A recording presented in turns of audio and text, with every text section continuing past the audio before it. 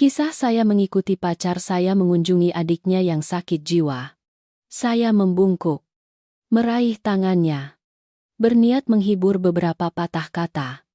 Tetapi tanpa saya duga, dia diam-diam menyelipkan secari kertas ke tangan saya. Cepat lari. Aku bukan adiknya. Saya lahir dan besar di dataran rendah Jawa. Sepanjang tahun hanya mengenal sawah terhampar luas dan tanggul desa yang hijau membentang. Setelah kuliah di kota dan memutuskan untuk bekerja di sana, saya melatih diri untuk mandiri, berjuang untuk memiliki pijakan yang kokoh. Kehidupan seorang gadis mandiri berjalan tenang hingga saya bertemu Rian. Melalui perkenalan seorang rekan kerja senior, saya mengetahui bahwa Rian adalah seorang pemuda yang berasal dari provinsi pegunungan terpencil. Datang ke kota untuk mencari nafkah. Dia dikenal sebagai orang yang tekun dan pekerja keras. Telah menabung selama bertahun-tahun. Berhasil membeli sebidang tanah di pinggiran kota. Memiliki pekerjaan stabil dan ambisi tinggi. Melalui beberapa kali pertemuan dan kencan, saya melihat Rian memang seperti yang dipuji-puji orang. Dia berpakaian sederhana, tidak mengenakan merek mewah. Berbicara dengan tenang tanpa gaya hidup boros. Menghindari minum alkohol, berhudi, atau berkumpul dengan teman-teman yang tidak berguna. Terutama, Rian sangat peduli dengan perasaan saya. Ketika orang tua saya dari desa datang berkunjung ke kota, Rian selalu sigap meminjam mobil untuk menjemput dan mengantar, serta membeli hadiah dengan sangat perhatian. Seperti sekotak teh melati berkualitas tinggi. Atau kue lapis legit khas. Dia sendiri yang memilih dan membawanya. Orang tua saya sangat senang. Terus mendesak saya untuk segera memikirkan pernikahan. Karena seorang gadis pada usia yang tepat bertemu dengan pria yang tahu bagaimana merawat dan bertanggung jawab seperti itu adalah berkah besar. Ketika Rian secara resmi melamar saya di sebuah restoran yang nyaman, saya mengangguk tanpa ragu sedikit pun. Rian menggenggam tangan saya erat-erat. Suaranya yang dalam berkata, "Sebelum kedua keluarga bertemu untuk membicarakan pernikahan, saya ingin membawa kamu pulang ke desa dulu. Saya ingin kamu mengenal kerabat dan tetangga saya. Sekaligus berbicara langsung dengan orang tua saya agar pantas." Rian berpesan kepada saya untuk membeli sedikit kue dan makanan ringan dari kota untuk diberikan kepada para tetua. Dan juga membeli beberapa pakaian sederhana karena jalan menuju rumahnya cukup sulit. Harus melewati pegunungan dan menyeberangi sungai. Saya dengan antusias menghabiskan seminggu penuh untuk mempersiapkan segalanya. Mulai dari sekotak biskuit mentega mahal, sebungkus permen lollipop untuk anak-anak di desa, hingga selembar kain sutra untuk dijahitkan baju Ibu Rian, dan sebotol arak rendaman ginseng untuk ayahnya. Semuanya saya pilih sendiri dengan sangat cermat. Saya mengira perjalanan ini akan menjadi jembatan sempurna menuju pernikahan yang bahagia. Siapa sangka, itu adalah awal dari mimpi buruk paling kejam dalam hidup saya. Bus berhenti. Berangkat pukul 8 malam dari terminal pusat. Bus itu melayani rute panjang menuju daerah perbatasan sehingga cukup padat dan bau. Keringat bercampur dengan bau ASI yang menyengat dan tidak nyaman. Rian dengan sigap memberikan saya tempat tidur bawah agar tidak mabuk perjalanan. Sementara dia naik ke atas. Sepanjang malam bus melaju kencang, melewati jalanan pegunungan yang berkelok-kelok tanpa henti. Suara mesin menderu setiap kali menanjak membuat saya terjaga. Tidak bisa tidur sama sekali. Saya melihat keluar jendela. Hanya kegelapan pekat dan bayangan pepohonan hutan yang melintas. Kadang-kadang pengemudi mengerem mendadak sehingga tubuh saya terdorong ke depan. Saat fajar menyingsing, kondektur bus menggedor-gedor dinding, seng memanggil penumpang turun. Tempat kami berdiri adalah pertigaan yang sepi. Debu beterbangan setiap kali truk pengangkut kayu melaju kencang. Warung di pinggir jalan hanya memiliki beberapa kursi plastik yang penuh debu merah, tanpa ada seorang pun yang lewat. Rian membawa barang-barang dan mengajak saya masuk ke warung. Memesan 2 mangkuk bakso panas. Lalu menyuruh saya makan cepat agar sempat naik ojek ke desa. Perjalanan selanjutnya benar-benar menjadi mimpi buruk. Dua sepeda motor tua berbunyi blededek-blededek, mengeluarkan asap hitam. Menunggu kami berbelok ke jalan setapak yang berkelok-kelok di lereng gunung. Jalan sepenuhnya tanah merah liat. Ada beberapa bagian yang tergenang air hujan dari beberapa hari sebelumnya membentuk kubangan lumpur yang pekat. Roda tergelincir berulang kali di lumpur. Pengemudi harus menggunakan kedua kaki untuk menopang di tanah agar sepeda motor tidak tumbang. Saya memeluk erat ransel di dada. Seluruh tubuh tegang karena takut jatuh ke jurang. Sekelilingnya sepi aneh. Terpisah sepenuhnya dari hiruk-pikuk kota. Sesekali kami bertemu dengan penduduk suku minoritas yang mengenakan tas punggung. Berjalan berlawanan arah. Semakin dalam kami masuk ke lembah. Jalan semakin curam dan sempit. Di kedua sisinya rimbun dengan semak bambu berduri dan rumput liar yang tumbuh setinggi kepala orang. Menjelang siang, ketika matahari tepat di atas kepala, kami baru tiba. Berbeda dengan bayangan saya tentang desa yang damai dan indah. Desa tempat Rian tinggal sangat miskin dan sepi hingga menyayat hati. Rumah-rumah kayu reo tersebar di lereng bukit. Atapnya terbuat dari lembaran fibrocemen yang sudah berlumut. Tidak ada suara anak-anak bermain. Juga tidak ada suara babi atau ayam berkokok seperti di desa saya. Semuanya sepi dengan cara yang aneh. Rian membayar dua pengemudi ojek. Mereka menerima uang lalu memutar balik sepeda motor dan melaju kencang menghilang. Tanpa repot-repot mengucapkan salam, Rian membawa bagasi dan mengajak saya masuk ke halaman tanah yang dipadatkan di depan sebuah rumah 3 kamar berdinding bata tanpa plester. Terdengar gonggongan anjing di luar gerbang. Dari dalam rumah, sepasang pria dan wanita paruh baya keluar menyambut kami. Rian dengan cepat meletakkan barang-barang di halaman dan memperkenalkan mereka sebagai ayah dan ibu kandungnya. Ayah Rian bertubuh kurus. Kulitnya hitam kecoklatan karena terpaan matahari dan angin. Mengenakan kemeja lengan pendek usang yang sudah luntur. Ibu Rian terlihat lebih gemuk. Wajahnya bulat. Senyum ramahnya menunjukkan kerutan di sudut mata. Dia bergegas menyambut ransel dari tangan saya. Mulutnya dengan cepat bertanya, "Perjalanan jauh apa tidak lelah? Naik motor terguncang-guncang apa tidak mabuk? Gadis kota kesini pasti sangat capek." Sikapnya yang ramah dan hangat sedikit mengurangi rasa canggung dan lelah saya setelah perjalanan panjang yang melelahkan. Saya dengan sopan membungkuk memberi salam. Membuka ransel. Mengambil hadiah yang sudah saya siapkan untuk diberikan kepada kedua orang tua itu. Setelah masuk ke ruang tamu utama, saya diam-diam mengamati bahwa perabotannya cukup sederhana. Di tengah ruangan ada satu set meja dan kursi kayu yang sudah kusam. Di sudut ruangan ada televisi berwarna model lama yang penuh debu. Ibu Rian menuangkan teh untuk saya lalu berbalik menyuruh ayahnya ke kebun belakang untuk menangkap ayam jago terbesar untuk menjamu calon menantu. Saya berniat berdiri untuk minta izin mengganti pakaian lalu turun ke dapur membantu membersihkan sayuran. Tetapi Ibu Rian buru-buru menolak.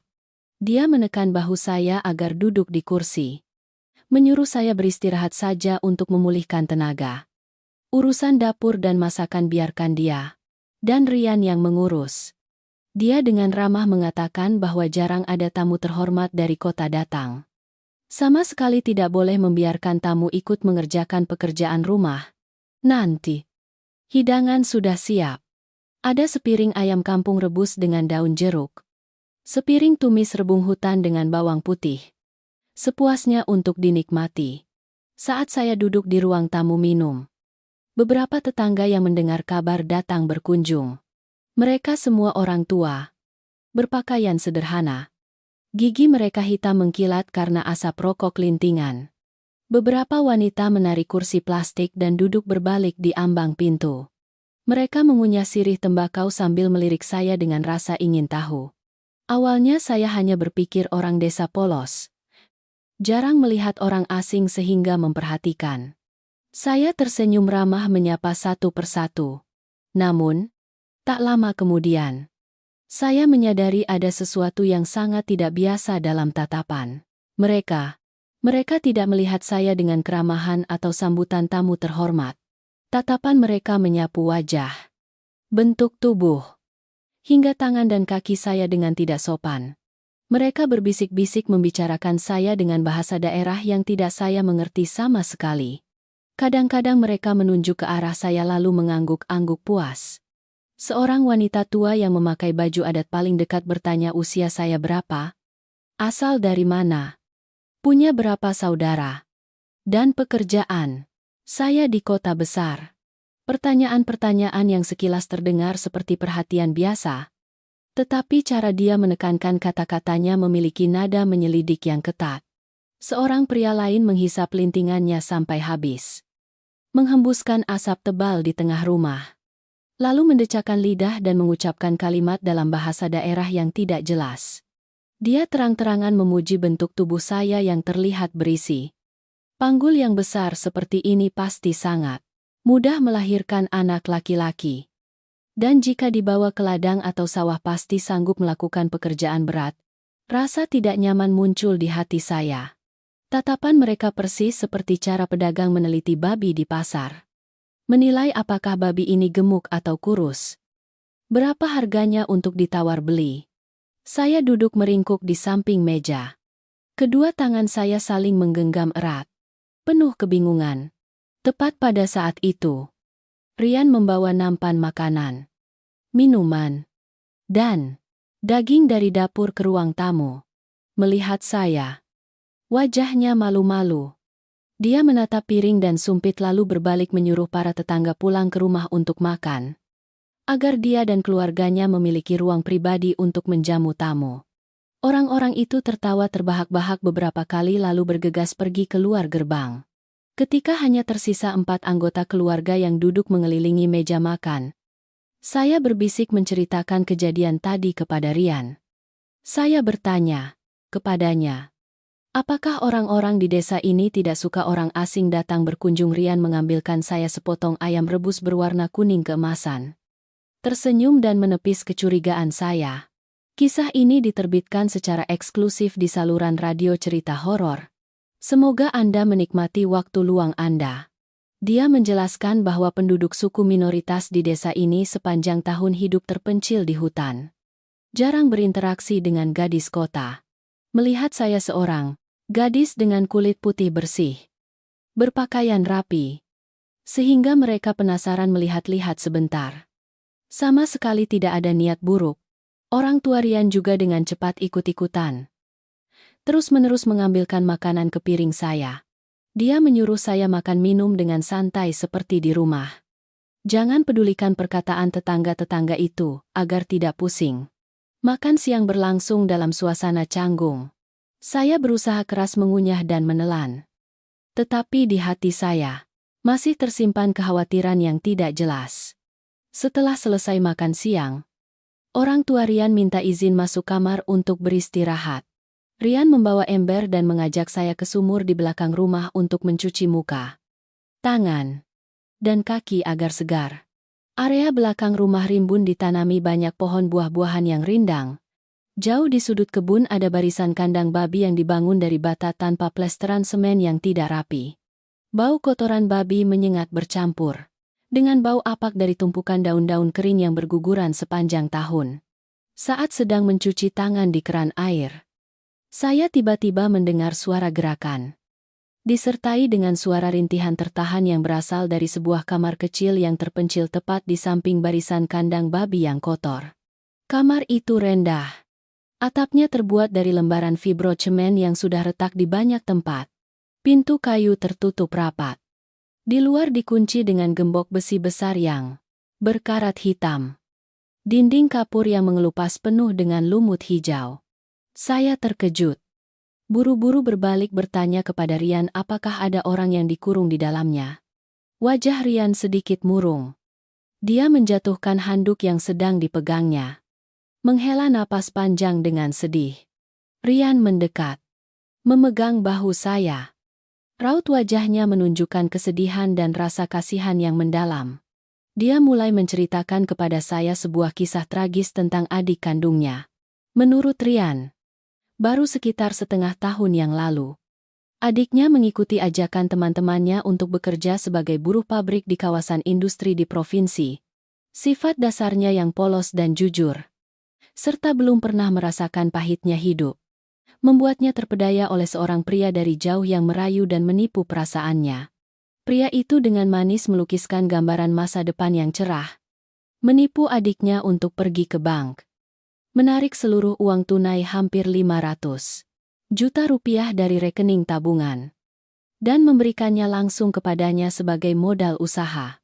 Setelah mendapatkan sejumlah besar uang, pria hidung belang itu langsung menghilang, memutuskan semua kontak, tidak meninggalkan jejak apapun. Guncangan kehilangan cinta dan uang yang terlalu besar membuat adik perempuannya menjadi gila. Dia dipecat dari perusahaan, berkeliaran di jalanan hingga keluarganya harus bersusah payah mencari dan membawanya pulang ke desa. Sejak kembali ke desa, penyakitnya semakin parah. Dia sering merusak barang-barang, berteriak, dan memaki sepanjang malam. Bahkan dia beberapa kali mencoba mengambil pisau silet atau pecahan piring, mengiris tangan untuk bunuh diri. Keluarga tidak punya pilihan lain. Terpaksa membangun sebuah kamar kecil di belakang rumah, membeli rantai, dan mengikat salah satu kakinya agar dia tidak nekat. Rian mengatakan orang tuanya sudah menangis kering air mata karena kasihan pada anaknya. Berobat ke berbagai rumah sakit, bahkan memanggil dukun sakti untuk melakukan ritual. Tetapi penyakitnya tidak kunjung sembuh. Sekarang, seluruh keluarga hanya bisa pasrah menerima nasib, memberinya makan 3 kali sehari seadanya. Mendengar cerita tragis Rian, hati saya teriris. Kasihan sekali seorang manusia yang karena terlalu polos dan mudah percaya, kehilangan masa depan dan masa mudanya yang cemerlang. Saya mengatakan kepada Rian ingin mengunjungi adiknya sebentar untuk menghibur. Rian ragu sejenak lalu mengangguk setuju. Dia mendekat ke dinding pintu, mengambil seikat kunci dari saku celananya, lalu membuka gembok besi dengan bunyi klek-klek. Pintu kayu terbuka dengan suara kriet yang memekakan telinga. Di dalam kamar gelap gulita dan bau busuk yang menyengat. Bau apak dari pakaian yang sudah lama tidak dicuci atau dijemur. Sinar matahari langka yang menembus celah pintu menyinari sudut kamar. Saya terkejut melangkah masuk. Duduk meringkuk di sudut dinding yang lembab adalah seorang gadis kurus yang hanya tinggal tulang belulang. Rambutnya terurai berantakan, lengket satu sama lain seperti gumpalan kapas. Dia mengenakan pakaian kotor dan compang-camping. Tidak bisa terlihat warna aslinya. Di bawah pergelangan kakinya yang kurus kering ada rantai besi besar seukuran ibu jari yang terhubung langsung ke tiang kayu yang tertancap kuat di tengah rumah. Di sekitar tempat dia duduk tergeletak mangkuk plastik pecah dan botol air mineral bekas. Melihat ada orang masuk, gadis itu ketakutan dan meringkuk. Matanya terbelalak menatap kami dengan penuh ketakutan. Memar dan goresan yang berserakan di lengan dan pipi gadis itu membuat saya sangat sedih. Saya berpikir dalam hati, seorang gadis di usia terbaiknya seharusnya menikmati kebahagiaan dan kedamaian. Sekarang malah harus mendekam dalam kegelapan di antara 4 dinding semen. Rian mendekat, dengan lembut meletakkan semangkuk nasi sisa makan siang di lantai. Dia berbicara dengan nada membujuk, menyuruh adiknya makan dengan baik agar pulih tenaganya. Gadis itu meraih mangkuk nasi dan makan dengan lahap seolah sudah kelaparan selama beberapa hari. Rian berdiri di samping saya terus-menerus menggelengkan kepala. Sudut matanya sedikit merah. Dia mengatakan setiap kali melihat adiknya seperti ini, hatinya sakit sekali. Berharap bisa menggantikan penyakitnya. Akting Rian yang piawai saat itu benar-benar menipu saya. Membuat saya semakin menghargai kebaikan hati pria yang akan saya nikahi ini. Saya tidak tahu bahwa di balik drama tragis itu ada kebenaran menjijikkan yang menanti. Melihat gadis malang itu mengunyah dengan lahap semangkuk nasi putih dingin, tanpa ada sehelai sayuran atau lauk pauk, saya tidak bisa menahan rasa iba. Saya otomatis melangkah beberapa langkah lagi, mendekat ke tempat dia, duduk meringkuk.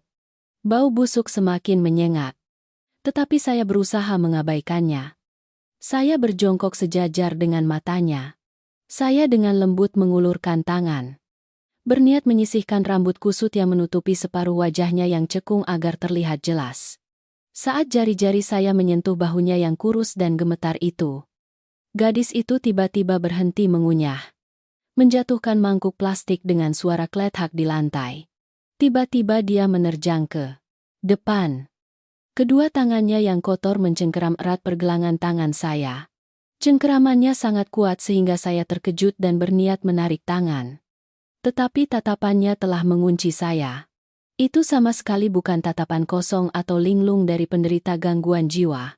Di bawah rambut yang lengket oleh keringat, matanya memerah penuh urat darah. Menatap tajam ke wajah saya. Tatapan itu mengandung kepanikan yang luar biasa. Bercampur dengan permohonan yang jernih secara aneh. Dia tidak berteriak nyaring, tidak mencakar atau merusak. Dia hanya menatap tajam ke arah saya. Bibirnya yang pecah-pecah terkatup erat hingga mengeluarkan darah segar. Tangannya mencengkeram saya, menyampaikan pesan mendesak yang tidak bisa diungkapkan dengan kata-kata. Dalam sekejap mata, saat Rian baru saja berbalik menuju pintu kamar untuk mengambil sebotol air mineral lagi, gadis itu dengan cepat dan diam-diam menyelipkan sesuatu yang kasar ke telapak tangan saya. Jari-jarinya menekan benda aneh itu kuat-kuat ke telapak tangan saya lalu segera melepaskannya. Dia langsung mundur ke sudut dinding, menundukkan kepala, pura-pura makan nasi dengan lahap seperti semula. Seluruh tindakan pertukaran itu berlangsung hanya dalam beberapa detik singkat.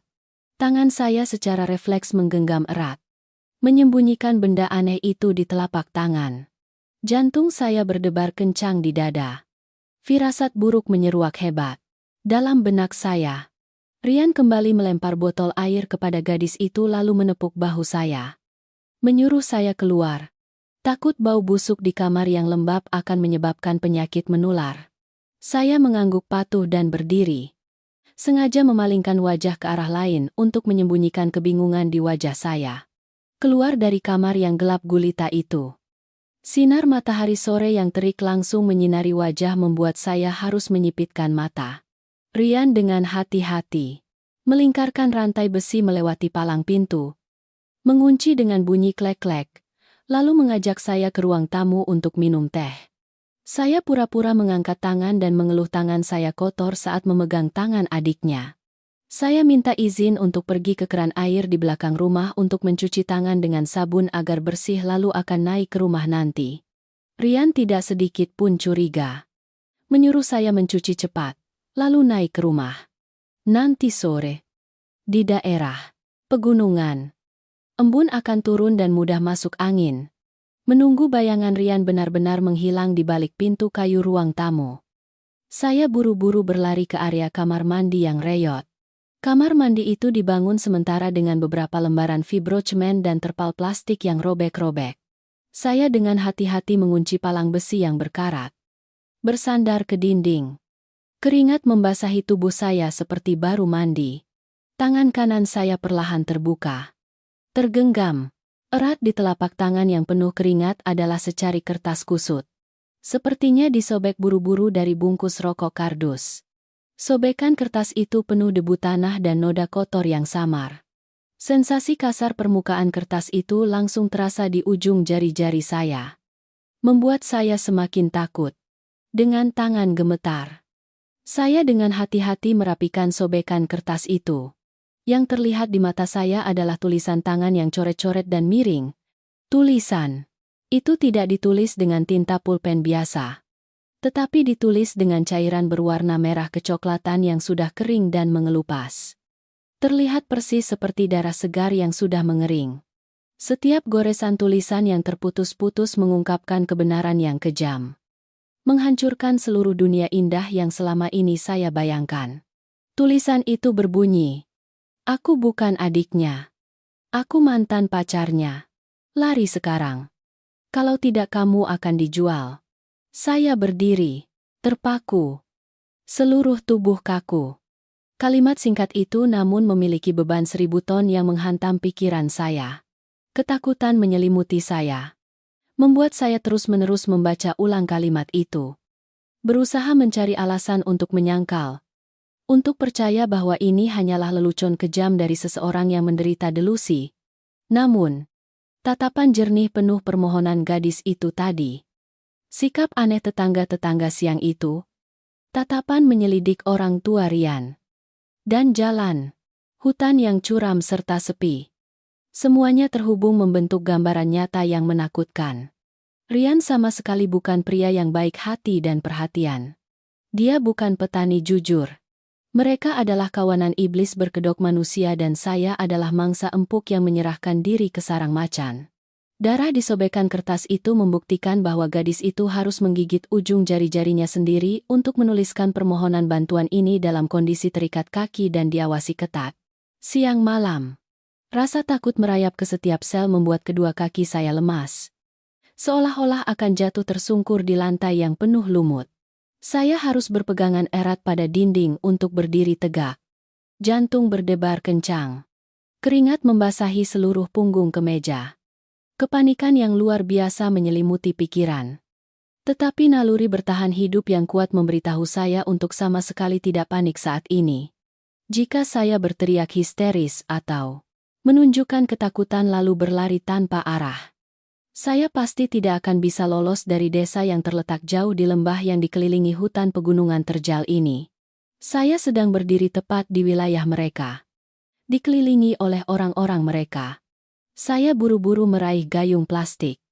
Menyendok air dari bak tanah liat. Menyiramkan ke wajah dan kepala untuk membersihkan kekacauan yang melanda. Air sumur bor yang dingin membantu pikiran saya menjadi lebih jernih. Saya meremas. Sobekan kertas dari bungkus rokok itu. Menyelipkannya jauh ke dalam lubang pembuangan air kecil yang penuh lumpur. Lalu menginjak-injaknya dengan tumit kaki. Memastikan tidak ada yang bisa menemukan jejak apapun. Setelah menggunakan ujung baju untuk mengeringkan wajah, saya berusaha menormalkan napas. Memaksa otot wajah saya rileks. Membentuk senyum tipis yang paling tenang. Saya membuka kunci pintu kamar mandi. Melangkah santai keluar ke halaman, yang bermandikan sinar matahari sore. Rian sedang merokok lintingan di ambang pintu. Melihat saya melangkah naik, dia buru-buru membuang rokoknya. Tersenyum lembut dan bertanya apakah saya sudah merasa lebih baik. Senyum yang baru pagi ini saya anggap ramah dan hangat. Kini, di mata saya, senyum itu menyiratkan kekejaman dan kepalsuan yang menjijikkan. Saya berusaha mengendalikan kedua tangan agar tidak gemetar. Dengan lembut menjawabnya bahwa saya sudah merasa jauh lebih baik. Siap turun ke dapur membantu ibu memasak makan malam. Setelah masuk ke ruang tamu, Ibu Rian sedang duduk mengupas bawang putih di tikar bambu. Melihat saya masuk, dia segera menarik kursi. Mengundang saya duduk di sampingnya. Dia mulai melontarkan pertanyaan-pertanyaan penyelidikan yang dulu saya anggap sebagai perhatian ibu mertua kepada calon menantu. Dia tersenyum bertanya, "Di kota, saya menyewa kamar kos sendirian, atau berbagi dengan teman-teman di kos. Apakah banyak mahasiswa dan pekerja yang lalu lalang?" Lalu dia mulai bertanya tentang keluarga saya di desa. Apakah orang tua saya sering menelepon untuk memeriksa kemana saya pergi dan apa yang saya lakukan setiap hari? Apakah ada saudara atau kerabat dekat yang bekerja sebagai pejabat negara atau polisi? Setiap pertanyaan ibunya kini mengungkapkan niat perhitungan yang jelas. Mereka ingin memastikan apakah jika saya tiba-tiba menghilang dari muka bumi ini, apakah ada yang cepat menyadari ketidakhadiran saya? Apakah ada yang memiliki kekuasaan dan pengaruh cukup untuk melakukan pencarian, dengan kewaspadaan tinggi yang telah terbangun? Saya mengarang cerita yang sempurna untuk menghadapi rasa ingin tahu wanita tua itu. Saya tersenyum patuh dan menjawab bahwa saya menyewa kos bersama beberapa kerabat dekat yang bekerja di perusahaan yang sama. Setiap malam, kepala bagian selalu meminta semua orang untuk absen lengkap melalui grup chat.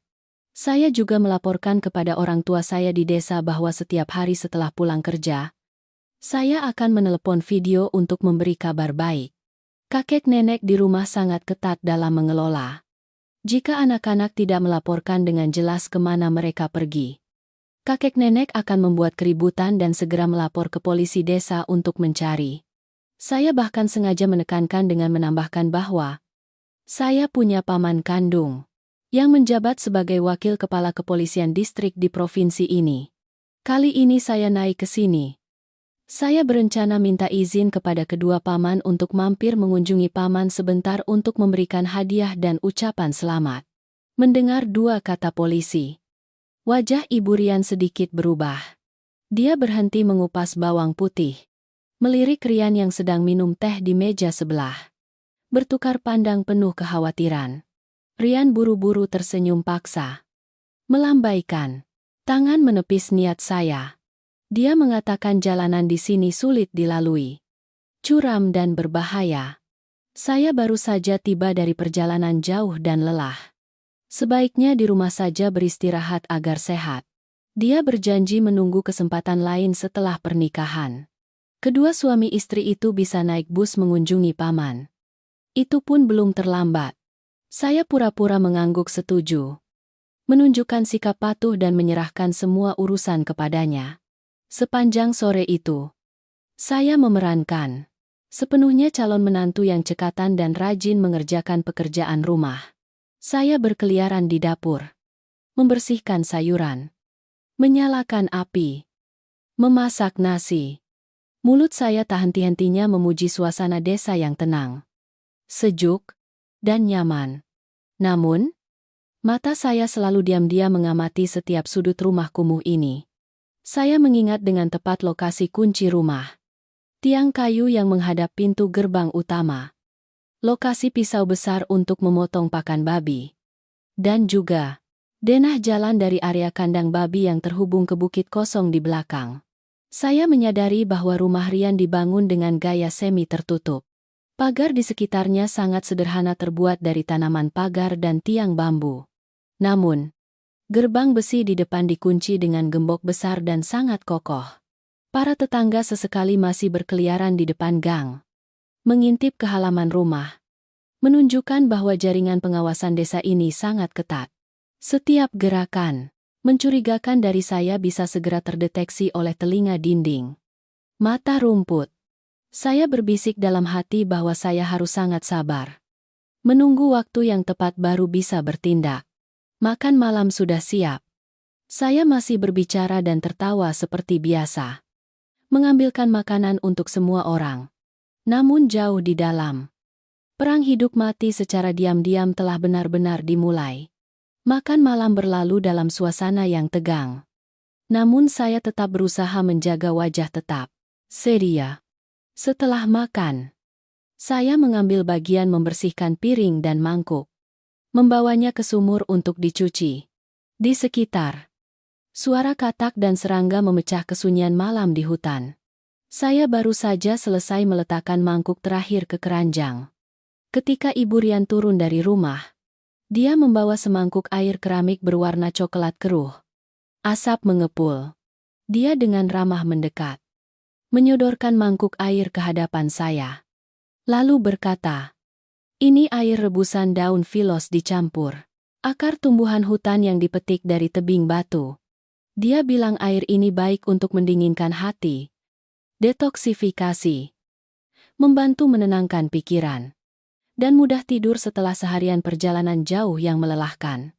Bau daun hutan menusuk hidung, membawa aroma aneh yang samar dan sulit dijelaskan. Saya dengan kedua tangan menerima mangkuk air. Bau samar bercampur dengan bau manis yang aneh membuat saya curiga. Kewaspadaan tinggi di kepala saya segera mengingatkan saya untuk sama sekali tidak menyentuh makanan atau minuman apapun yang mereka berikan. Saya tersenyum lebar mengucapkan terima kasih. Saya pura-pura beralasan sedang sibuk membersihkan dan mencuci, serta menjemur beberapa lap meja. Jadi saya minta izin meletakkan mangkuk air di meja agar nanti setelah selesai mencuci tangan, saya akan meminumnya. Tapi Ibu Rian tidak mau pergi. Dia terus berdiri di sana. Matanya menatap tajam ke arah saya, memaksa saya untuk segera meminumnya selagi masih hangat agar khasiat obatnya bekerja maksimal. Dia terus mendesak sehingga saya tidak bisa menolak lagi. Saya pun mengangkat mangkuk air ke dekat mulut. Pura-pura meringis karena airnya masih terlalu panas dan membuat lidah perih. Saya dengan cerdik meminta bantuannya untuk mengambilkan segelas air putih bersih dari rumah untuk membilas mulut karena saya tidak terbiasa minum air dengan rasa pahit. Saat dia baru saja berbalik dan menaiki tangga, saya dengan cepat membuang sebagian besar air di mangkuk ke pohon jeruk bali tepat di luar jendela, menyisakan sedikit air di dasar mangkuk. Kisah ini diterbitkan secara eksklusif di saluran radio cerita horor. Semoga Anda menikmati waktu luang Anda. Saya menahan napas rapat-rapat di dalam mulut, berusaha tidak membiarkan setetes pun meluncur ke tenggorokan. Ibu Rian dengan tergesa-gesa membawa segelas air putih. Melihat mangkuk keramik di tangan saya, sudah kosong. Dia tersenyum lebar puas. Saya menerima segelas air putih. Batuk-batuk beberapa kali lalu menggunakan tisu dari saku baju untuk menutupi mulut. Memanfaatkan saat batuk, saya memuntahkan air daun yang tadi saya tahan di mulut ke tisu, lalu meremasnya menjadi bola dan menyembunyikannya di saku celana. Tindakan cerdik itu membantu saya mengelabui wanita tua itu dengan mulus. Saya menguap lesu beberapa kali, menggosok-gosok bahu dan mengeluh karena perjalanan panjang membuat pegal-pegal.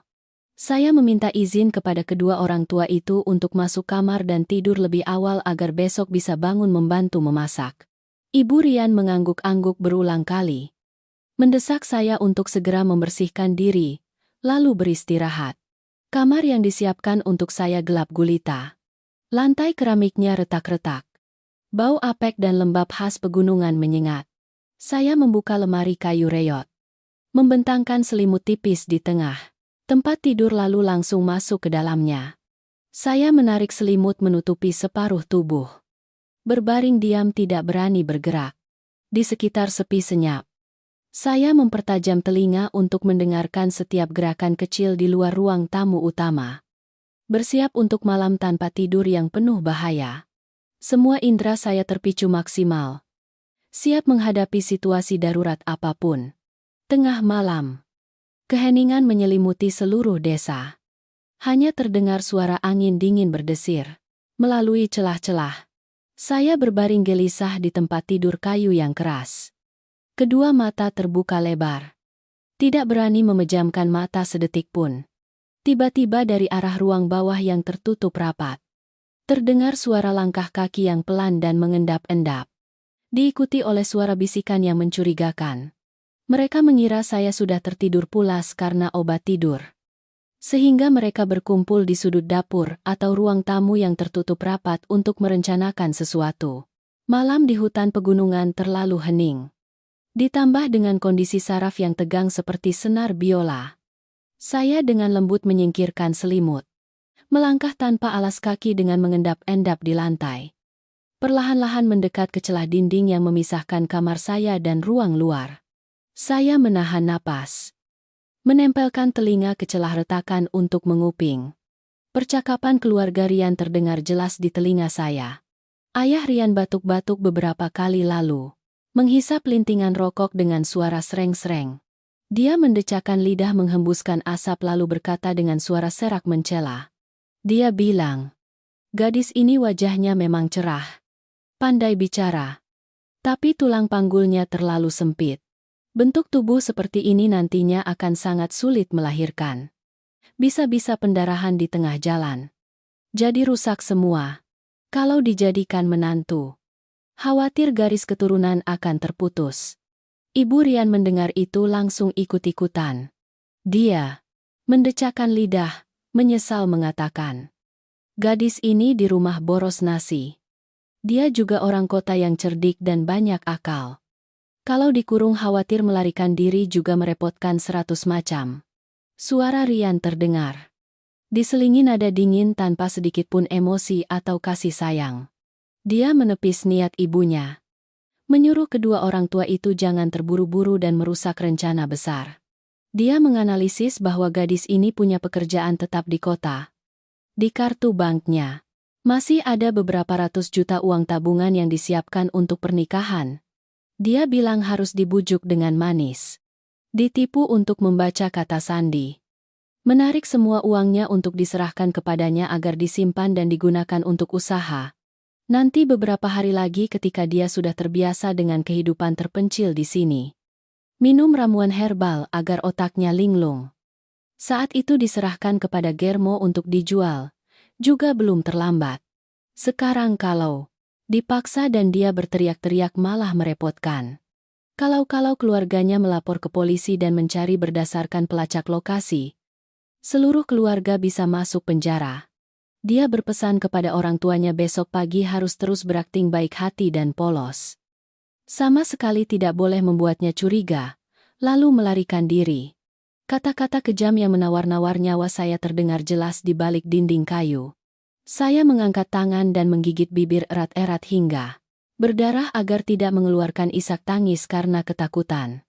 Mereka menganggap saya seperti barang dagangan tanpa perasaan. Seekor hewan yang menunggu hari untuk disembelih dan ditimbang kiloan.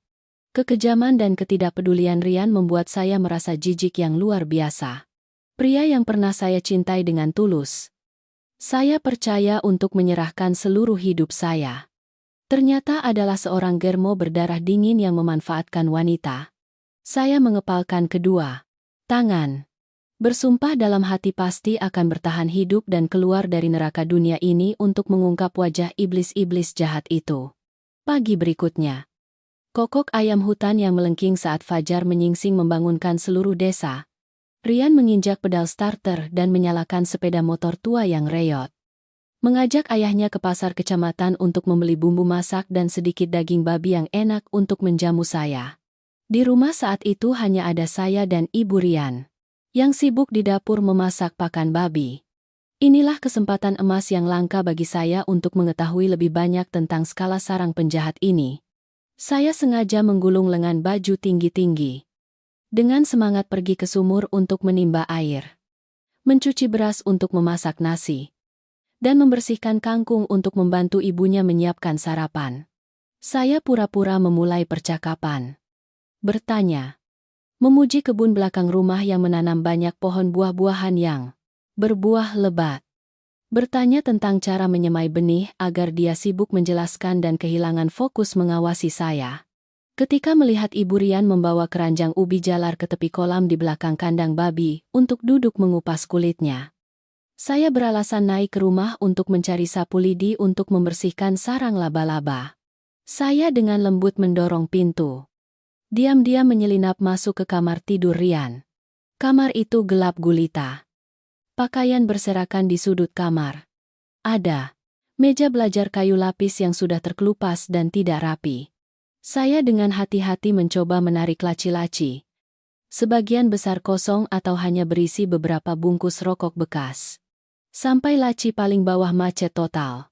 Saya mengamati dengan seksama dan melihat gemboknya sudah rusak dan kuncinya hilang. Tetapi papan kayunya masih terjepit erat. Saya menggunakan kekuatan kedua tangan untuk mencongkel tepi kayu. Laci berbunyi kriet lalu terbuka lebar. Yang langsung terlihat di mata saya adalah pemandangan yang sangat mengerikan. Tergeletak di dasar laci yang dilapisi koran bekas adalah setumpuk kartu identitas dan kartu tanda penduduk puluhan gadis yang berbeda.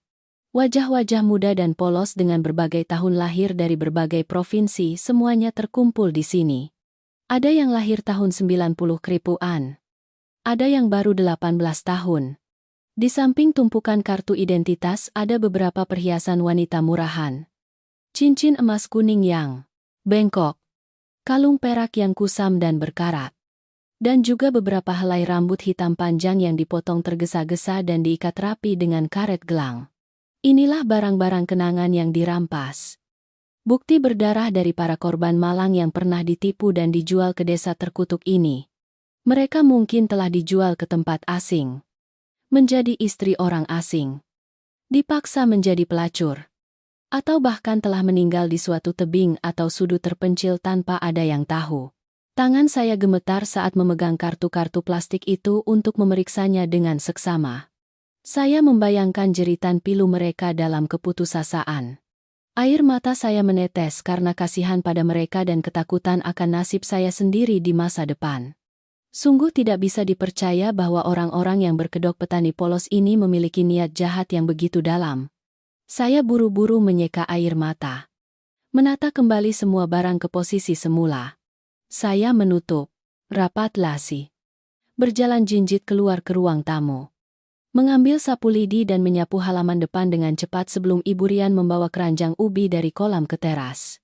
Setelah sarapan, saya beralasan terlalu kenyang. Perlu berjalan-jalan keliling desa untuk mencerna makanan. Ibu Rian yang sedang mencuci piring langsung berhenti dan melirik saya dengan tajam lalu berpesan agar saya hanya boleh berjalan-jalan di sekitar gang saja. Dia mengancam bahwa jalanan di pegunungan rimbun. Banyak ular berbisa yang bisa menggigit mati orang. Melarang saya pergi terlalu jauh tanpa tujuan. Saya mengangguk patuh. Mengambil caping tua yang tergantung di tiang rumah. Memakainya di kepala lalu keluar dari gerbang. Tujuan sebenarnya dari jalan-jalan ini adalah untuk mengintai medan di sekitar. Mencari jalan keluar teraman untuk rencana melarikan diri di malam hari. Semakin jauh saya berjalan, semakin saya menyadari keterasingan yang menakutkan dari tempat kumuh ini. Di kedua sisi jalan pegunungan hanya ada semak bambu berduri yang rimbun dan dinding tanah merah yang longsor. Berdiri curam dan berbahaya. Sekelilingnya sepi total tanpa ada seorang pun yang lewat.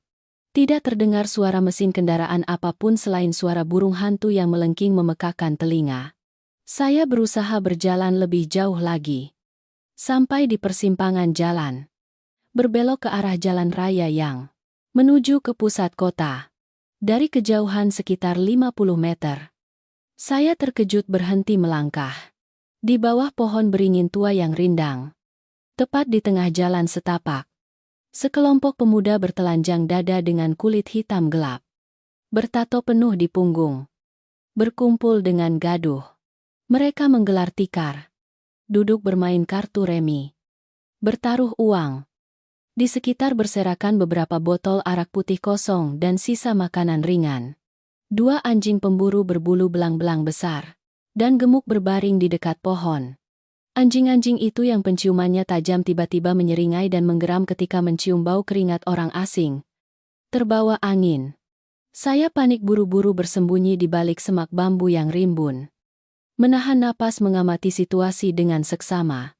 Sekelompok preman ini tidak berkumpul hanya untuk bermain-main tanpa tujuan. Mata mereka terus-menerus mengawasi jalan. Setiap ada gerakan kecil mereka akan mendongak mengintip. Saya, dengan mengendap-endap mundur ke belakang. Pahitnya menyadari kebenaran yang kejam. Desa miskin ini sebenarnya adalah organisasi tertutup. Beroperasi di bawah perlindungan terselubung dan hukum sendiri. Penduduk di sini berperan sebagai mata-mata pengawas. Jika saya bertindak ceroboh dan berlari ke jalan raya, saat ini hanya dengan satu teriakan alarm, para penjaga jalan akan berbondong-bondong mengepung dan menangkap saya. Dengan kaki telanjang yang lemah, saya sama sekali tidak mungkin bisa lolos dari cengkeraman anjing-anjing pemburu dan pukulan tongkat para penjaga yang kejam itu. Melarikan diri di siang hari benar-benar jalan buntu. Kembali ke rumah dengan perasaan berat. Saya memutuskan harus segera mengubah taktik. Melarikan diri di siang bolong seperti ini adalah tindakan bunuh diri yang bodoh. Saya perlu menciptakan penyamaran yang sempurna dan paling patuh untuk mengelabui kewaspadaan keluarga Rian. Saya harus membuat mereka percaya bahwa saya benar-benar bodoh. Secara sukarela menyerahkan diri dan harta benda. Siang itu, ketika mendengar suara sepeda motor kletak-kletak, Rian dan ayahnya pulang dari pasar di gerbang. Saya dengan sigap berlari menyambut di ujung gang. Saya tersenyum ceria. Dengan sukarela mengambil keranjang barang yang berat dari tangan Rian. Dengan cepat membawanya ke dapur untuk memilah makanan. Daging dan ikan. Saya menggulung celana. Masuk ke sumur. Dengan tangan sendiri membersihkan sisik dan memotong ikan gabus besar. Dengan tekun memasak sepanci sup asam rebung hutan yang harum semerbak untuk menjamu seluruh keluarga. Saat makan siang, saya menyingkirkan rasa jijik. Terus-menerus mengambilkan potongan makanan terbaik ke piring kedua orang tua itu. Mulut saya dengan cepat memuji suasana udara segar di desa. Mengatakan bahwa makanan di sini segar, bersih, Jauh lebih enak daripada kota yang berasap dan bising. Saya pura-pura menyandarkan kepala di bahu Rian dengan manja. Saya berbisik kecil kepadanya bahwa akhir pekan ini setelah kembali ke kota, kita harus segera mencari hari baik untuk menikah. Saya mendesaknya untuk memesan hidangan dan mengumumkan pernikahan lebih awal karena orang tua saya di desa sudah sangat merindukan cucu. Rian mendengar bisikan saya itu lalu tersenyum lebar dengan senang hati.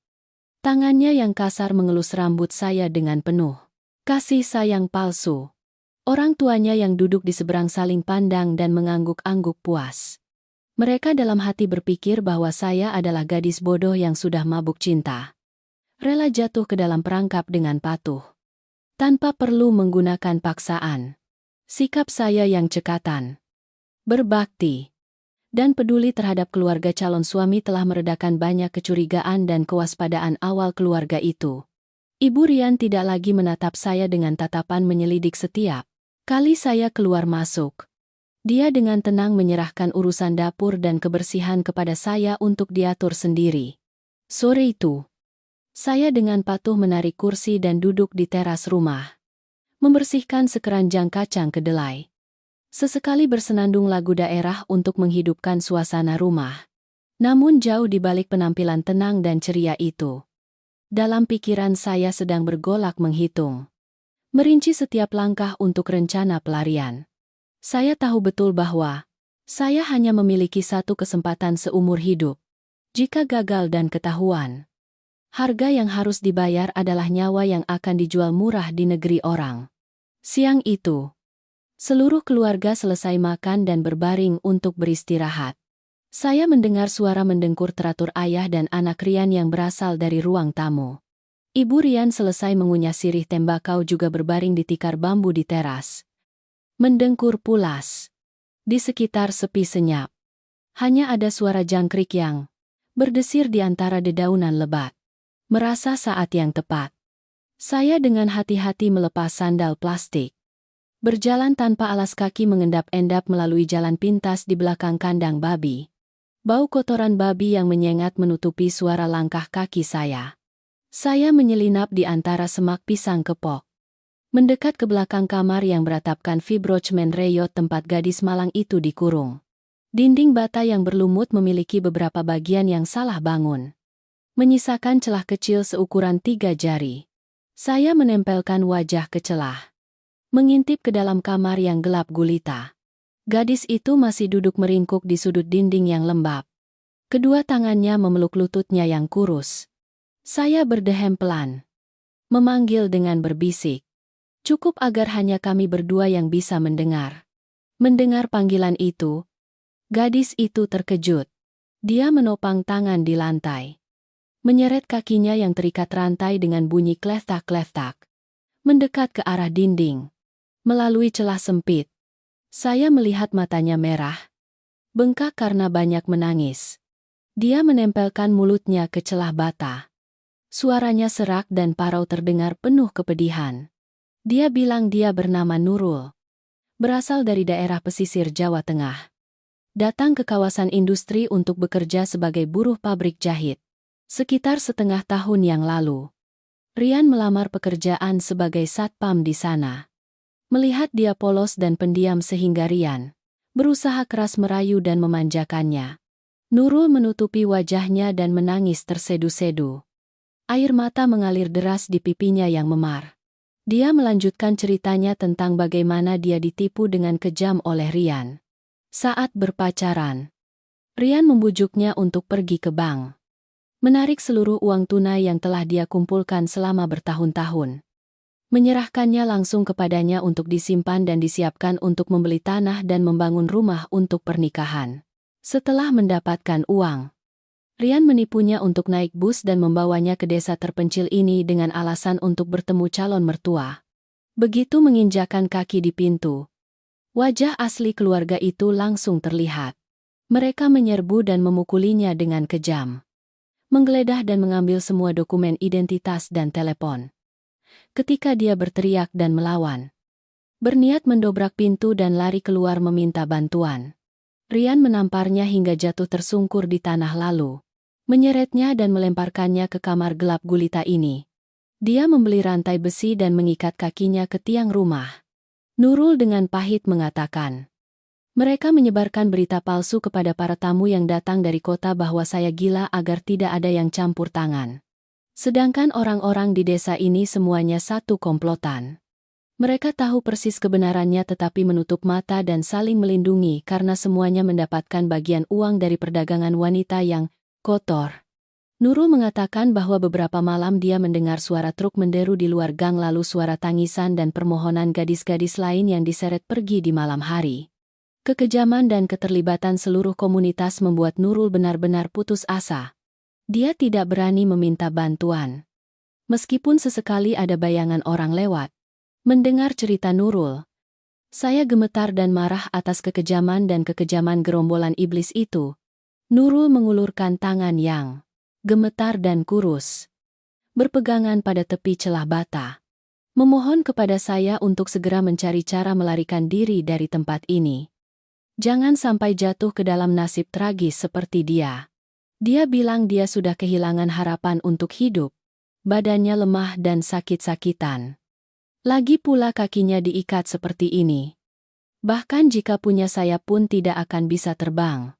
Saya buru-buru meraih jari-jarinya yang dingin dan pucat melalui celah bata. Menggelengkan kepala dengan tegas. Saya menasihatinya untuk menjaga kesehatan. Makan cukup agar punya tenaga. Saya bersumpah kepadanya bahwa dengan segala cara akan menemukan cara untuk mendobrak kunci dan menyelamatkannya. Kami berdua akan lari bersama dari neraka dunia ini. Suara mendengkur kletak-kletak Ibu Rian di tikar bambu terdengar nyaring. Saya buru-buru melepaskan tangan Nurul. Memberi isyarat agar dia diam, lalu dengan mengendap-endap mundur dan bergegas kembali ke sumur pura-pura sedang mencuci tumpukan pakaian kotor. Sore hari menjelang. Udara pegunungan mulai mendingin dan terasa segar. Saya diam-diam merogoh saku celana. Mengeluarkan ponsel pintar saya untuk memeriksa. Layar menunjukkan tulisan besar tidak ada layanan yang langsung terlihat. Sejak turun dari bus dan berbelok ke jalan setapak tanah merah, ponsel saya benar-benar mati. Tidak bisa dihubungi. Hari pertama tiba di sini. Ketika saya bertanya mengapa ponsel tidak ada sinyal, Rian berbohong tanpa ragu bahwa menara pemancar telekomunikasi di puncak gunung minggu lalu disambar petir parah. Petugas dari kecamatan belum sempat memperbaikinya sehingga seluruh desa sementara terisolasi informasinya. Kebohongan licik itu bertujuan untuk memutuskan sepenuhnya kesempatan saya meminta bantuan dari dunia luar. Saya mengedarkan pandangan ke sekitar lokasi rumah. Kisah ini diterbitkan secara eksklusif di saluran radio cerita horor. Semoga Anda menikmati waktu luang Anda. Dikelilingi oleh rumpun bambu yang lebat dan bukit-bukit rendah yang rimbun dengan rumput liar. Saya tahu bahwa untuk mendapatkan sinyal telepon yang putus-putus dari pusat kecamatan, saya harus mencari cara untuk mendaki ke posisi yang sangat tinggi yang tidak terhalang oleh pepohonan. Bukit yang ditanami singkong tepat di belakang area kandang babi adalah satu-satunya pilihan dan yang paling memungkinkan saat ini. Namun, saya tidak bisa tiba-tiba mendaki bukit tanpa alasan yang jelas. Mereka pasti akan curiga dan langsung menghalangi. Saya berjalan-jalan di sekitar area dapur. Menendang tumpukan kayu bakar kering yang tertumpuk di sudut halaman. Tumpukan kayu bakar untuk memasak sehari-hari sudah berkurang cukup banyak. Hanya tersisa kulit kelapa dan ranting lapuk. Saat mengintip, mata saya yang jeli menemukan sebatang linggis kecil dari besi dengan ujung runcing yang digunakan untuk mencongkel tutup lubang. Tersembunyi di balik tumpukan batu bata yang pecah dan berserakan. Segera saya diam-diam menggunakan kaki untuk menyingkirkan tumpukan daun kering untuk menyembunyikannya dengan hati-hati sebagai alat untuk mendobrak kunci dan menyelamatkan orang ketika saatnya tiba. Setelah itu saya punya ide rencana sempurna untuk naik bukit. Saya naik ke teras rumah dan berbicara dengan sopan kepada Ibu Rian yang sedang duduk menyirih. Saya tersenyum dan berkata, "Bibi, saya lihat kayu bakar di dapur terlalu kecil. Kalau dipakai memasak sering mati dan asapnya mengepul. Saya lihat di puncak bukit di belakang rumah kita ada banyak pohon akasia kering yang rantingnya berjatuhan. Bibi pinjami saya parang sebentar. Saya akan lari ke bukit untuk menebang seikat kayu bakar besar dan membawanya pulang agar nanti malam bisa memasak ikan pindang sampai tulangnya empuk. Baru enak. Ibu Rian berhenti. Menyirih. Matanya yang tua dan penuh kerutan menatap saya lekat-lekat. Menyelidik. Dia diam beberapa detik lalu mengarahkan dagunya ke sudut tiang rumah tempat parang pemotong pakan babi tergantung. Dia bilang, "Kamu rajin dan patuh. Bibi senang. Tapi jalan ke bukit licin dan curam. Hati-hati jangan sampai jatuh dan patah kaki. Seberapa banyak yang bisa kamu bawa? Bawa saja. Jangan memaksakan diri." Dia juga berpesan satu kalimat lagi yang penuh ancaman.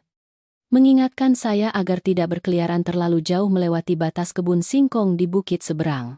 Kalau terjebak perangkap hewan hutan yang dipasang pemburu, nyawa bisa melayang tanpa ada yang tahu. Saya mengangguk-angguk cepat dan buru-buru berlari ke sudut rumah. Melepaskan parang. Saya memakai caping tua di kepala. Menyembunyikan ponsel di pinggang celana, lalu dengan cepat melintasi jalan setapak di belakang kandang babi dan mulai mendaki lereng bukit. Jantung saya berdebar kencang di dada. Membawa secercah harapan tipis untuk jalan keluar hidup mati. Jalan setapak menuju puncak bukit berkelok-kelok dan curam. Saya berpegangan pada akar-akar pohon singkong yang tercabut. Dengan susah payah melangkah naik.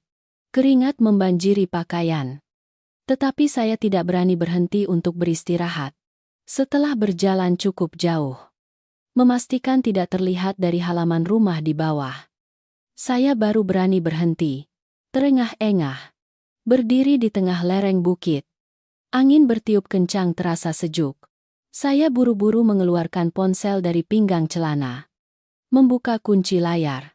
Ikon sinyal di sudut kanan atas masih menunjukkan tanda silang merah. Tanda tidak ada sinyal. Saya menggertakkan gigi dan terus mendaki lebih tinggi lagi. Mendekati puncak pohon akasia berdaun mimosa yang tumbuh sendirian di puncak bukit. Di sini, ruangannya terbuka lebar. Tidak terhalang oleh bukit. Saya melepas caping yang saya pakai. Dengan hati-hati memegangnya terbalik untuk menutupi seluruh ponsel di dalamnya agar tidak silau oleh sinar matahari. Sekaligus menyembunyikan tindakan memegang ponsel. Jika sewaktu-waktu ada yang berdiri di halaman di bawah mendongak mengintip, saya mengangkat lengan yang memegang ponsel setinggi mungkin. Terus-menerus memutar ke berbagai arah untuk mencari sinyal lemah yang datang dari kejauhan. 10 menit berlalu. Ketegangan memuncak. Tiba-tiba ikon sinyal berkedip satu baris tipis, disertai jaringan kecil yang muncul. Jantung saya melompat kegirangan. Saya mengoperasikan jari dengan sangat cepat. Tidak berani menyia-nyiakan sedetik pun. Saya membuka aplikasi pesan. Sebelum perjalanan yang menentukan ini, saya memang punya kebiasaan berhati-hati. Sehingga saya sudah menyimpan nomor telepon darurat polisi distrik yang bertanggung jawab atas wilayah ini. Saya memilih nomor telepon petugas polisi distrik dan pesan dari seorang teman dekat yang bekerja di perusahaan yang sama. Tangan saya gemetar saat menekan tombol berbagi lokasi langsung. Bersamaan dengan itu, saya dengan cepat mengetik pesan SOS singkat tanpa tanda baca. "Tolong saya. Saya ditipu dan dijual di sini. Tolong polisi datang cepat." Saya menekan tombol kirim untuk kedua nomor kontak. Di layar langsung muncul lingkarannya, berputar dan tulisan mengirim. Sinyal yang terlalu lemah membuat pengiriman pesan yang berisi lokasi menjadi sulit. Saya menggigit bibir rapat-rapat. Menjaga lengan tetap terangkat tinggi. Tidak berani bergerak sedikit pun. Dalam hati berdoa agar koneksi tidak terputus. Waktu berlalu lambat seolah berhenti. Jika saya berdiri di sini terlalu lama tanpa ada aktivitas menebang pohon, Rian dan keluarganya akan curiga dan membuat masalah. Tangan kiri saya segera meraih parang. Mengayunkan tangan dan menebas ranting akasia. Kering di dekatnya secara berulang. Suara parang menebas kayu terdengar tretat. Bergema sampai ke kaki bukit. Sebagai bukti palsu bahwa saya sedang bekerja keras. Sekitar 5 menit kemudian, ponsel di tangan saya bergetar pelan. Tulisan terkirim terlihat jelas di bawah 2 pesan. Perasaan lega yang luar biasa menyebar ke seluruh tubuh saya. Saya dengan cepat mengubah ponsel ke mode hening total. Mematikan layar dan menyelipkan ponsel jauh ke dasar saku celana. Saya mengayunkan parang. Menebang beberapa ranting kayu bakar kering lagi. Mengumpulkannya menjadi ikatan besar, lalu mengikatnya erat dengan tali. Memanggul seikat kayu bakar yang berat di bahu. Saya berusaha mengatur napas agar teratur. Berpura-pura kelelahan melangkah turun bukit untuk kembali ke sarang harimau. Bersiap menghadapi cobaan mengerikan yang akan datang. Saya memanggul seikat kayu bakar kering menuruni bukit hingga ke halaman belakang. Rumah saat matahari sudah mulai terbenam. Meletakkan seikat kayu bakar dengan suara buk di sudut dapur. Saya menyeka keringat yang membasahi dahi dengan lengan baju. Baru saja mendongak. Saya terkejut melihat Rian berdiri dengan tangan terlipat di belakang punggungnya tepat di pintu dapur. Tatapan matanya dingin menatap tajam ke wajah saya. Dia bertanya dengan nada kasar. Tanpa sedikit pun kelembutan palsu lagi, dia menanyai saya. Hanya menebang beberapa ranting kayu lapuk, kenapa lama sekali tersesat di jalan? Atau ingin jalan-jalan menikmati pemandangan hutan pegunungan? Saya berusaha menjaga wajah tetap tenang dan tersenyum kecut. Menjelaskan bahwa ranting-ranting pohon di bukit terlalu alot. Dan parangnya tumpul sehingga lama sekali baru putus. Saya, seorang gadis yang lemah dan lembut, langsung terengah-engah setelah mendaki bukit sebentar. Rian tidak mengatakan apa-apa lagi. Dia mendengus dingin lalu berbalik ke belakang rumah. Tatapan matanya menyapu area barisan kandang babi. Tiba-tiba langkah kakinya terhenti tepat di depan dinding bata kamar tempat Nurul dikurung. Karena siang tadi, saya dengan tergesa-gesa melangkah masuk ke area tanah yang lembab setelah hujan semalam. Sebuah jejak kaki yang jelas masih tertinggal di permukaan lumpur tepat di dekat celah dinding. Rian mengerutkan kening. Mendekat. Menatap tajam jejak kaki kecil wanita itu. Kecurigaan melonjak. Hebat di matanya. Dia merogoh saku celananya. Mengambil seikat kunci. Berjalan dengan marah menuju pintu kamar. Suara gembok besi berbenturan dengan bunyi trat-trat yang memekakkan telinga. Pintu kayu terbuka lebar. Rian masuk. Satu tangan memegang rambut Nurul yang terurai. Menyeretnya hingga ke pintu kamar. Di depan saya, Rian melepaskan sepenuhnya penyamaran pria berwibawa dan baik hati. Dia mengayunkan tangan dan menampar Nurul 2 kali dengan keras hingga dia jatuh. Tersungkur di lantai. Mulutnya mengeluarkan darah segar. Dia menunjuk ke wajah Nurul. Berteriak dan memarahi. Dia bertanya dengan nada tajam. Nurul baru saja berbicara dengan siapa? Apa kamu berniat mengadu domba dan memanggil orang untuk menjemputmu? Kamu berniat merusak bisnisku. Ya, Nurul meringkuk.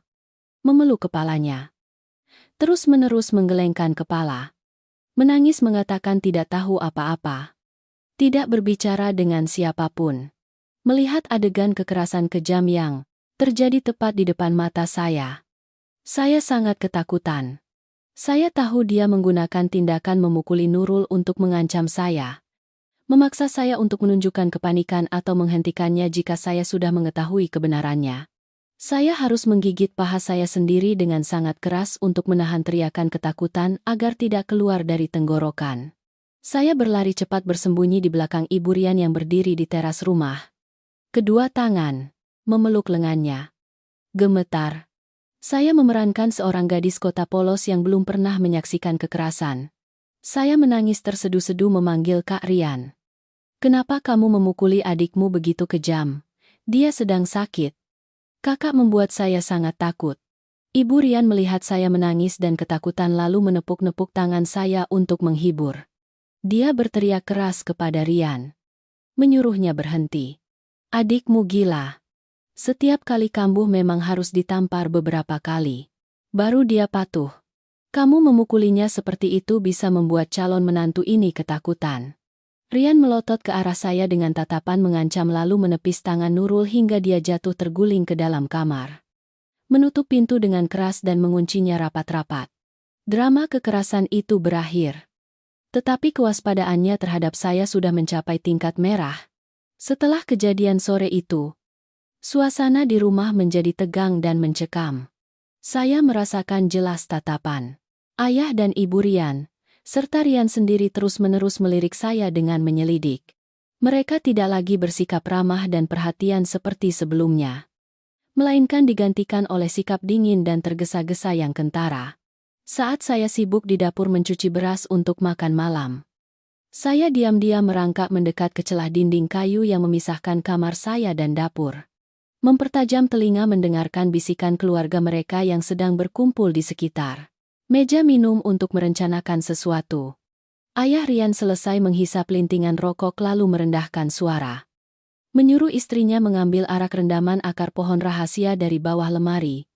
Dia bilang gadis ini sepertinya sudah mulai curiga dan mengintai. Tidak bisa dibiarkan terlalu lama, karena akan menimbulkan masalah. Malam ini saat makan, paksa dia minum segelas arak obat yang dicampur obat tidur, sangat kuat untuk melumpuhkannya. Dia menginstruksikan Rian. Malam ini setelah dia mabuk dan tidak berdaya melawan, seret dia langsung ke kamar. Gunakan kekerasan untuk memaksanya membuka kunci ponsel dan mengungkap kata sandi rekening bank untuk merampas semua uang tabungannya. Setelah mendapatkan uangnya, kedua orang tua itu akan menyerbu dan mengikat tangan dan kakinya, menyumpal mulutnya, lalu mengurungnya. Besok pagi-pagi, langsung telepon Germo, suruh membawa truk untuk membawanya pergi, dan menjualnya langsung ke seberang perbatasan untuk mendapatkan uang tunai lagi agar selesai. Percakapan kejam yang menawar-nawar nyawa saya terjadi dengan jelas di balik dinding kayu. Saya mengangkat tangan dan menggigit bibir erat-erat hingga berdarah agar tidak mengeluarkan isak tangis karena ketakutan. Mereka sudah kehabisan kesabaran, memutuskan untuk mengambil sisa harta benda dan menjual saya malam ini juga. Waktu hidup dan mati telah tiba. Saya tidak punya jalan mundur lain selain menyelamatkan diri saya sendiri dan juga Nurul. Saya menenangkan pikiran, menghitung dengan cepat untuk menyiapkan senjata untuk pelarian. Memanfaatkan saat Ibu Rian sibuk mencabut bulu bebek di sumur, saya diam-diam menyelinap cepat ke sudut dapur yang gelap, mengambil kaleng plastik berisi minyak tanah yang digunakan untuk lampu, membuka tutupnya, menuangkan sebagian besar minyak tanah ke dalam botol kosong lalu menyembunyikannya di sudut sempit di belakang tumpukan kayu bakar. Setelah selesai, saya melirik ke sekitar keranjang di rak piring. Dengan sigap mengambil pisau buah kecil yang tajam. Saya dengan cerdik menyembunyikan pisau itu di pinggang celana, lalu langsung masuk ke kamar tidur saya. Mengangkat bantal, menyembunyikan pisau di bawah lapisan selimut tipis. Saat makan malam, hidangan disajikan di tengah ruang tamu utama. Sepiring daging bebek rebus yang lezat, semangkuk sup rebung hutan yang mengepul, disajikan dengan rapi. Ibu Rian membawa botol kaca berisi arak rendaman akar pohon berwarna coklat gelap. Senyum palsu tersungging di bibirnya. Wanita itu terlihat sangat licik. Dia menuangkan segelas kecil arak. Dengan kedua tangan membawanya ke depan wajah saya, memaksa saya minum. Dia bilang hari ini ada kabar gembira. Calon menantu datang berkunjung, dan seluruh keluarga mengadakan pesta. Minumlah habis segelas arak obat ini agar darahmu sehat, kulitmu merah, merona, dan malam ini tidur nyenyak. Ayah Rian dan Rian duduk di seberang memegang sumpit menatap saya tajam. Mata mereka menunjukkan kerinduan dan kekejaman kawanan serigala lapar yang mengepung mangsa. Saya dengan pasrah mengulurkan tangan menerima gelas arak. Bibir saya tersenyum tipis, siap melangkah ke taruhan terakhir untuk merebut kembali hidup. Makan malam dengan arak berlangsung dalam suasana penuh perhitungan. Ibu Rian membawa segelas arak, rendaman akar berwarna keruh dan memaksa saya untuk meminumnya sampai habis. Ayah Rian mengambil sepotong besar daging bebek dan meletakkannya di piring saya. Mulutnya tersenyum palsu, menasihati saya untuk minum sampai habis agar sehat. Rian yang duduk di sampingnya menatap saya dengan tatapan lapar seolah ingin melahap saya hidup-hidup. Dia memegang botol arak dan menuangkan lebih banyak ke gelasnya. mengetuk-ngetukkan gelas ke meja. Mendesak saya untuk minum. Cepat. Saya tahu persis apa zat beracun yang terkandung dalam gelas arak berwarna coklat gelap itu. Saya tersenyum patuh. Dengan kedua tangan mengangkat gelas arak ke dekat mulut. Memanfaatkan saat ketiga orang itu sibuk mengambil makanan. Saya sedikit memiringkan kepala. Dengan cekatan menuangkan sebagian besar arak ke sapu tangan yang sudah saya sembunyikan di telapak tangan. Hanya menyisakan setetes yang membasahi ujung lidah. Baru saja meletakkan gelas kosong itu di meja. Saya langsung memegangi perut sambil meringis kesakitan. Saya berteriak kesakitan dan mengeluh sakit perut sekali. Saya mengarang alasan bahwa mungkin tadi sore makan sup rebung hutan yang sudah dingin, sehingga sekarang perut saya bergejolak terus-menerus. Ibu Rian mengerutkan kening curiga bertanya, "Apa kamu pura-pura?" Saya sengaja membungkukkan badan. Keringat membasahi dahi karena tegang. Mulut saya terus-menerus meminta izin kepada kedua orang tua itu untuk pergi ke toilet di belakang untuk buang air besar.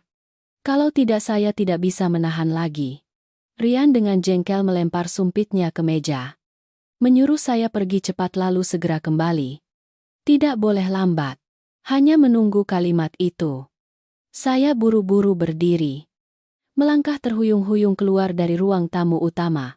Begitu bayangan saya menghilang di balik pintu. Saya langsung berdiri tegak. Bergerak cepat ke sudut dapur yang gelap. Saya mengambil botol minyak tanah yang sudah saya sembunyikan di belakang tumpukan kayu bakar. Tangan saya membuka tutup botol. Menuangkan cairan mudah terbakar itu ke seluruh tumpukan jerami yang menumpuk tinggi hingga ke atap teras dan tumpukan kayu bakar kering yang bersandar di dinding bambu. Bau minyak tanah menyengat. Saya mengambil korek api yang terselip di saku baju. Menggesek kuat sebatang korek api. Percikan api menyala dalam gelap. Saya melempar batang korek api yang menyala itu ke tumpukan jerami yang sudah dilumuri minyak. Seketika itu juga, api berkobar hebat. Api membakar minyak tanah dengan cepat menyebar ke dinding bambu kering. Suara letupan terus-menerus terdengar.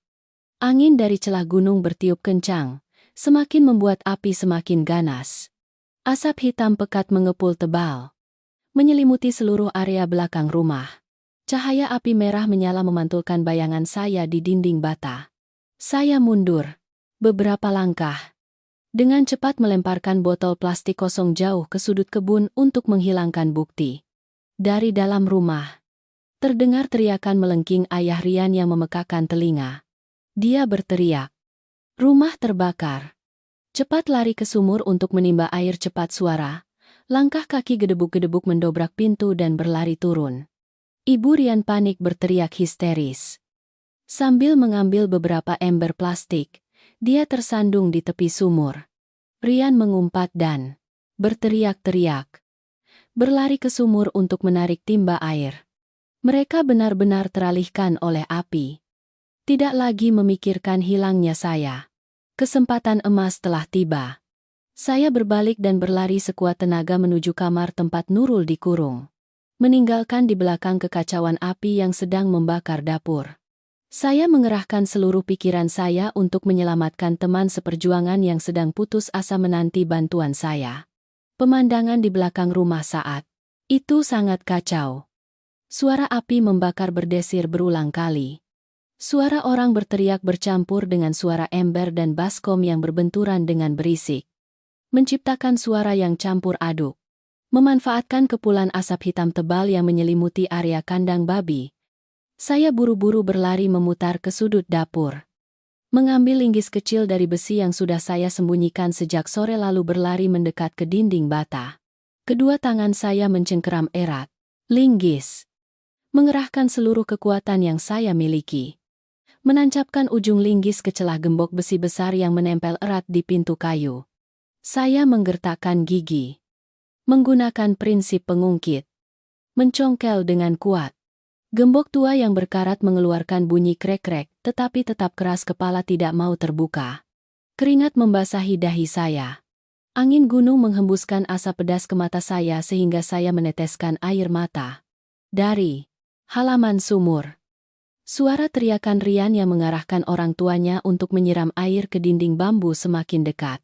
Jika saya tidak cepat bertindak, mereka akan selesai memadamkan api dan segera menyadari ketidakhadiran saya. Saya mengubah posisi, menginjakkan satu kaki ke dinding pintu untuk mendapatkan pijakan. Mengerahkan seluruh berat badan saya. Menekan linggis. Terdengar bunyi krak. Kunci besi tidak kuat menahan tekanan dan patah. Jatuh dengan suara klethang-kletung di lantai. Saya mendobrak pintu. Menerjang masuk ke kamar yang gelap gulita. Bau busuk menusuk hidung. Tetapi saya tidak peduli. Nurul sedang duduk meringkuk di sudut dinding. Seluruh tubuhnya gemetar, ketakutan mendengar suara gaduh di luar. Saya membuang linggis ke tanah. Buru-buru mendekat dan memeluk bahunya. Saya mendekatkan mulut ke telinganya dan berbisik. Mengatakan, "Nurul, cepat bangun. Aku sudah mendobrak kuncinya. Kita harus lari. Sekarang."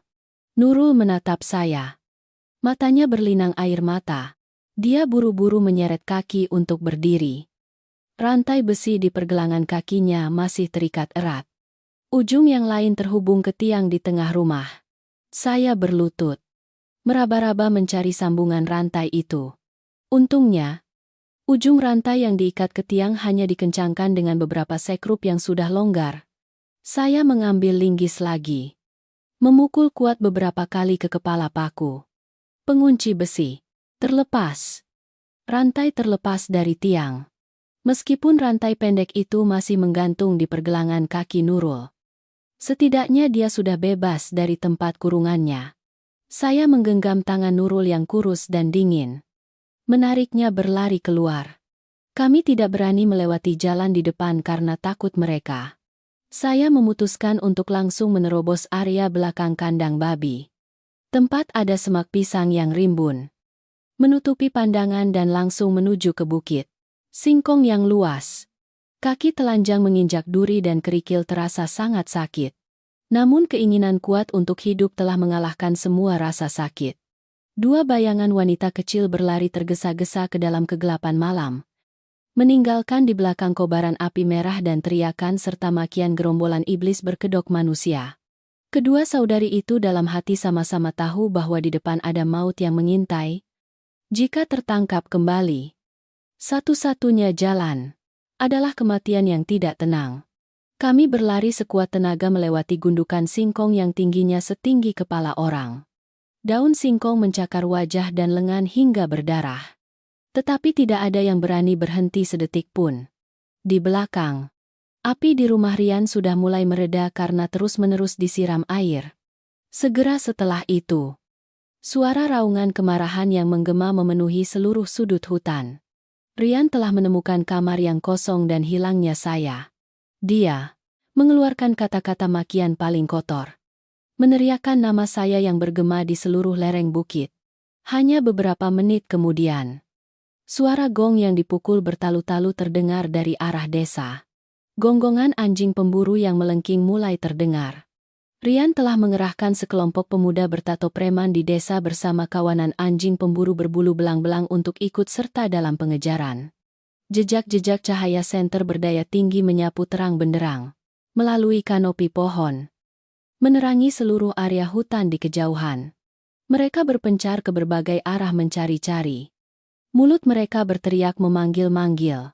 Suara langkah kaki menginjak daun kering berdesir, menandakan jarak antara kami dan para pemburu semakin menyempit. Kisah ini diterbitkan secara eksklusif di saluran radio cerita horor. Semoga Anda menikmati waktu luang Anda.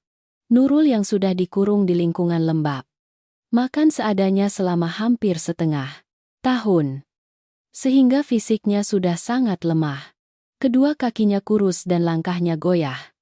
Setelah berlari sebentar melewati gundukan singkong, kaki Nurul tiba-tiba kram kesakitan.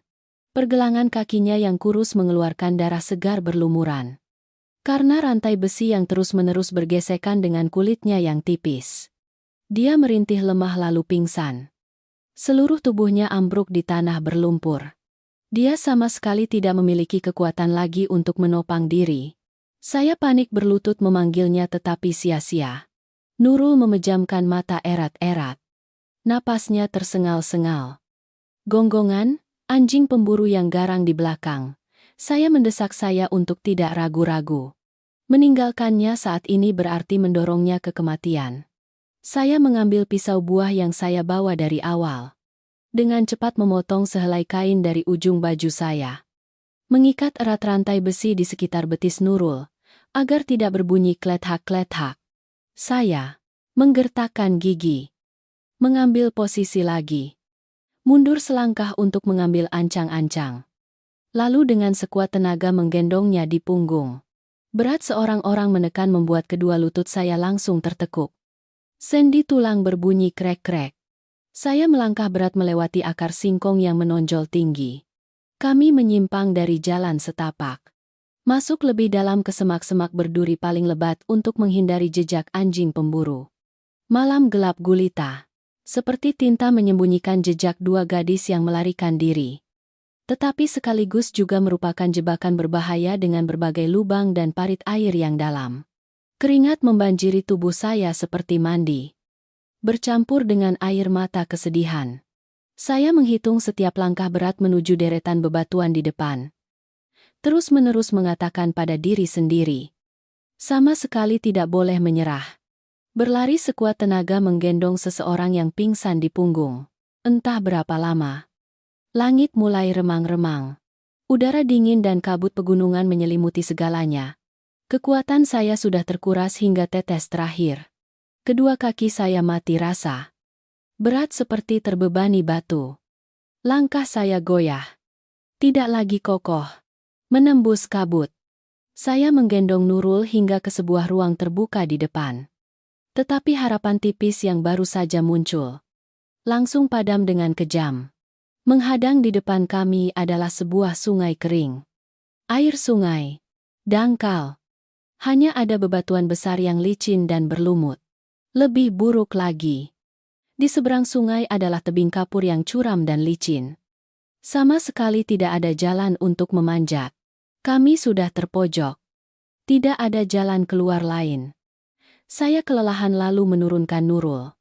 Menyandarkannya di sebuah batu besar. Dia masih pingsan. Wajahnya pucat dan kurus. Tepat pada saat itu, suara gonggongan anjing pemburu terdengar sangat dekat di belakang kami. Semak bambu berduri di tepi. Sungai bergetar hebat. Rian bersama 3 pemuda bertato yang membawa parang dan senter menerobos keluar dari semak-semak. Menghalangi seluruh jalan kembali. Rian terengah-engah. Kemeja di tubuhnya robek-robek. Penuh lumpur. Matanya memerah berurat. Menatap tajam ke arah kami berdua. Dia memukulkan kuat tongkat kayu di tangannya ke batu. Mengeluarkan bunyi tret-tret yang mengancam. Rian menyeringai sinis. Suaranya jahat seperti binatang buas yang haus darah. Dia memaki. Bilang, "Kalian kira punya sayap bisa terbang keluar dari desa ini?" Hah! Dia menunjuk langsung ke wajah saya dengan tongkatnya. Berteriak keras. Gadis kecil ini hebat sekali. Berani mengelabui saya. Membakar rumah. Merusak kunci. Dia mengancam bahwa hari ini dia akan mematahkan kedua kaki kami berdua. Memukuli kami hingga lumpuh. Lalu langsung menelepon para pedagang manusia untuk membawa truk dan menjual kami. Dia bilang jika tidak laku, dijadikan istri lalu dibunuh. Atau dijual organnya juga cukup untuk mengganti uang pembangunan dapur yang baru saja terbakar habis. 3 pemuda preman yang menemaninya tertawa terbahak-bahak mengikuti kata-kata kejam itu. Mempersenjatai diri. Melangkah mendekat memaksa kami ke arah tepi jurang sungai kering. Saya mendorong Nurul bersembunyi di belakang punggung saya.